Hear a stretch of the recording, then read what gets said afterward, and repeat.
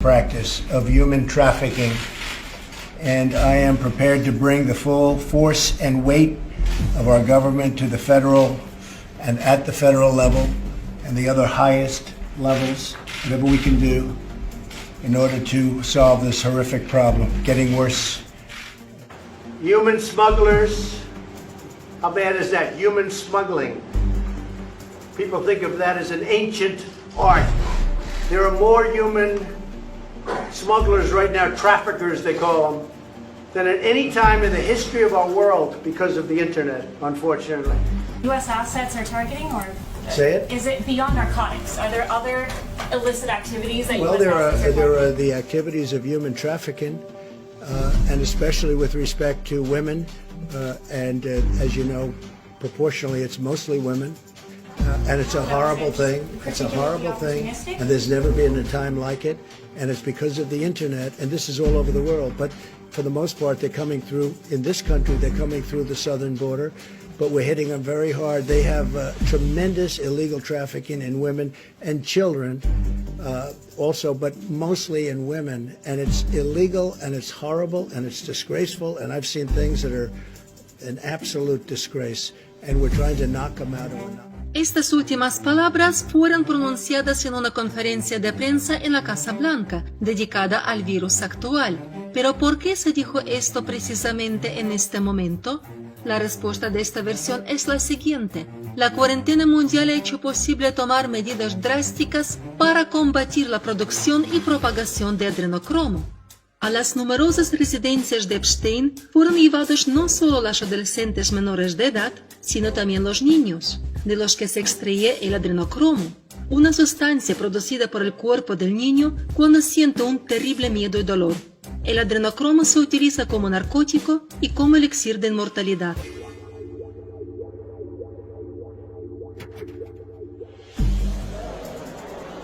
When they torture the children, it causes a physical reaction of the endomorphins in your body to just increase because of the terror and the pain. So when the Satanists drink the blood, they actually get like a chemical, a high, like a drug high from the blood of a tortured victim. And this little boy was found in the basement dead, with no blood, skinned alive and crucified. This cannot happen to any more children. I can't do it alone. My children are there. It's really hard. I need each one of you to know this is not a fairy tale. This is not something out of science fiction. I was a mom who ran a charity and baked oatmeal cookies for my kids. And because my children are victims, I have to stand here and I have to tell you these horrible stories. That pedophilia does not stop with sodomizing children. It goes straight into terrorizing them to adrenalize their blood and then murdering.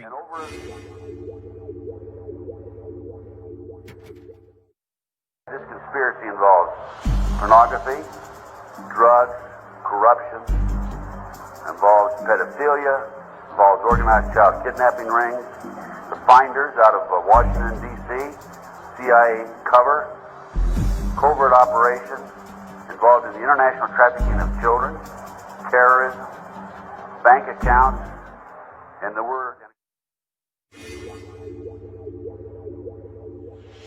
Blood sacrifices, the whole Luciferian thing, the kids being killed and eaten. I mean, I hate to say that, but that's far worse than what you've just said.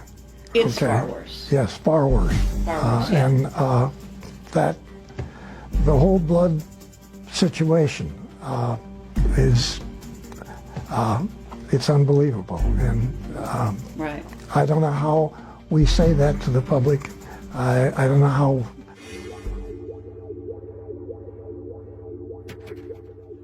Deze mensen, de meeste daarvan, hadden een Luciferiaans geloof. Hun diende dus iets onstoffelijks. Hun diende wat zij noemden Lucifer. En ik kwam dus ook in die kringen. Alleen ik lachte erom, want het waren voor mij gewoon klanten. Dus ik kwam in wat ze noemden Satanskerken. Ik wou zeggen, we hebben het nu over het satanisme. Ja. Oké. Ik kwam dus in Satanskerken, maar ik kwam zeg maar op route even langs, even buurten. En daar was dan op dat moment een heilige mis, hun heilige soorten mis. En dat was met blote vrouwen en wat drank en dit en dat. En ik vond het alleen maar leuk. Ik hechtte weinig of geen geloof aan hun geloof. Of ik was er eigenlijk niet eens van overtuigd dat het überhaupt allemaal wel bestond. Het was meer een schouwspel voor jou? Ja, ik zag gewoon de donkerte en de slechtheid en de diepte daarvan zit in de mens zelf. Ja. Ik koppelde het nog niet zo. Maar ook die kringen verkeerde ik dus in, omdat ja, als gast zeg maar, omdat ik vond het allemaal wel leuk. Al die blote vrouwen en al die dingetjes die daar speelden. Het was het vrije leven. Maar er kwam een moment, toen werd ik dus uitgenodigd, daarom vertel ik dit ook, om mee te gaan doen aan offers in het buitenland.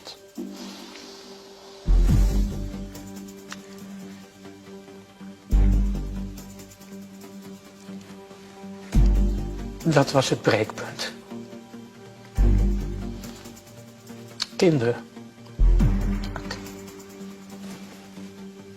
Dat werd je gevraagd? Ja, ik kon het niet.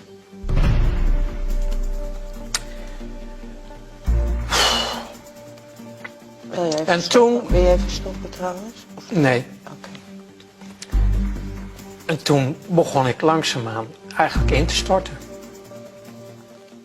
Because they're using all these kids arriving with the refugees. They are taking them from the boats directly and bringing them in their pedophile networks, taking their organs. They found hundreds of emptied bodies put back together in Egypt and in other places before. This is scandalous. I think this is really becoming revolting. En realidad, esta historia hunde sus raíces en los sacrificios humanos de ciertos cultos. Incluso los discursos de Ted Gunderson sobre este tema fueron dados hace decenas de años atrás. Él fue uno de los primeros que empezó a investigar los expedientes sobre los cultos satánicos y la producción del adrenocromo. En dos palabras, la versión de la situación actual es esta. La cuarentena ha servido de tapadera para la mayor operación secreta a gran escala en la historia de los Estados Unidos, cuyo objetivo es la lucha con el Estado profundo, el llamado Deep State, así como la evacuación de los niños afectados y la destrucción de bases subterráneas de la red secreta. Muchas fronteras ahora están cerradas, lo que significa que muchos miembros del culto no tienen a dónde escapar, aparte de a sus bases subterráneas, por lo que muchas operaciones tienen lugar bajo tierra, en estas bases secretas que el culto estuvo construyendo durante muchos años. Este proyecto se llamó DUMP, Deep Underground Military Bases, en español, Profundas Bases Militares Subterráneas. Quizás por esta razón Trump y la alianza han necesitado una cantidad tan grande de respiradores, y no solo para luchar contra el nuevo virus. ¿De qué otra forma se puede pedir a las grandes empresas que produzcan una gran cantidad de dispositivos de respiración, de modo que esto no cause sospechas y preguntas innecesarias? Además, el ejército de los Estados Unidos ha gastado $500 millones para preparar a los militares para operaciones de combate bajo tierra. Muchos de ustedes seguramente habrán oído hablar sobre el movimiento QAnon, y para aquellos de ustedes que aún no lo saben, Q es un insider de la administración de Trump, que comparte con la gente en QAnon.pub la información que hasta hace poco estaba oculta, y aquellos que planteaban estos temas fueron considerados adeptos locos de teorías de conspiración. Esta información, que antes había sido considerada por la gente dormida como información loca, ahora proviene en secreto de la Casa Blanca. Gracias a esta información surgió el movimiento QAnon en los Estados Unidos, y cada vez más personas comienzan a despertarse y a ver lo que realmente está sucediendo en el mundo. Es un hecho que no se puede negar. Si no fuera por Q, por la información que comparte con personas, en los Estados Unidos no tendría lugar este despertar tan masivo. Esto no habría sido posible sin la victoria de Trump en las elecciones.